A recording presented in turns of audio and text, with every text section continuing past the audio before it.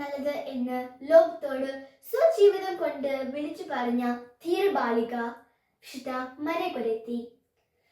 1890 October 16 ഇറ്റലിയിലെ Angola പ്രവിശ്യയിലെ കൊർണാൽഡോയിൽ ഒരു ദരിദ്ര കർഷകന്റെ 6 മക്കളിൽ മൂന്നാമത്തെ കുട്ടിയായി മറിയ ജനിച്ചു. ദൈവസ്നേഹത്തിലും പാപഭയത്തിലും വളർന്നു വന്ന മറിയയും സഹോദരങ്ങളും ദാരിദ്ര്യത്തിലും സമാധാന സമ്പന്നതയിൽ ജീവിച്ചു. പ്രത്യേകിച്ച് വിദ്യാഭ്യാസം ഒന്നും ലഭിച്ചിരുന്നില്ലെങ്കിലും ചെറുപ്രായത്തിൽ തന്നെ ഒരു കത്തോലിക്ക് അറിയേണ്ട കാര്യങ്ങൾ എല്ലാം മറിയ ഹൃദയസ്ഥമാക്കിയിരുന്നു. മറിയ തന്റെ 7ാമത്തെ വയസ്സിൽ ആദ്യ കുമ്പസാരം നടത്തുകയും സ്ഥൈര്യലേപനം സ്വീകരിക്കുകയും ചെയ്തിരുന്നു. കുറച്ചുകൂടെ മെച്ചപ്പെട്ട ജീവിതത്തിനായി ലിഗേരിയയിലേക്ക് താമസം മാറിയ മറിയയ്ക്കും കുടുംബത്തിനും താമസ സൗകര്യം ലഭിച്ചത് സരിനലെ കുടുംബത്തിന്റെ വീടിനോട് ചേർന്നായിരുന്നു.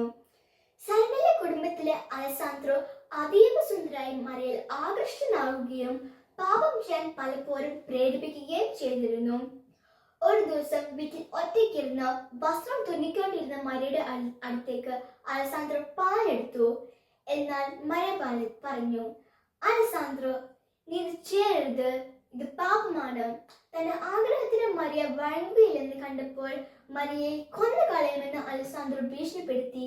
എന്നാൽ മറിയ പറഞ്ഞു, പാപം ചെയ്യുന്നതിനേക്കാൾ ഞാൻ മരിക്കുവാനും സന്നദ്ധയാണ്.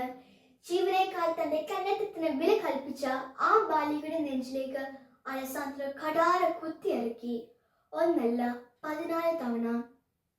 രക്തം വാർന്നു കിടന്ന മറിയയെ ബന്ധുക്കൾ ആശുപത്രിയിൽ എത്തിച്ചെങ്കിലും പിറ്റേന്ന് 1902 ജൂൺ 6-ാം തീയതി തന്റെ കാലുകളോട് പൂർണ്ണമായി ശ്രമിച്ചുകൊണ്ട് മറിയയുടെ ആത്മാവ് നിത്യത്തിലേക്ക് ലയിച്ചു. ജയിലിൽ അടയ്ക്കപ്പെട്ട അലസാന്ദ്രോയുടെ മാനസാന്തരമാണ് പിന്നീടുണ്ടായത്. 1950 ജൂൺ 24 ലക്ഷക്കണക്കിന് വരുന്ന ജനാവലിയെ സാക്ഷി നിർത്തി 12ാം പ്യൂസ് പാപ്പ മറിയയെ വിശുദ്ധരുടെ ഗണത്തിലേക്ക് ചേർത്തപ്പോൾ മറിയയുടെ വൃത്തിയായ അമ്മയും സഹോദരങ്ങളും ആ ചടങ്ങിന് സാക്ഷ്യം വഹിച്ചു.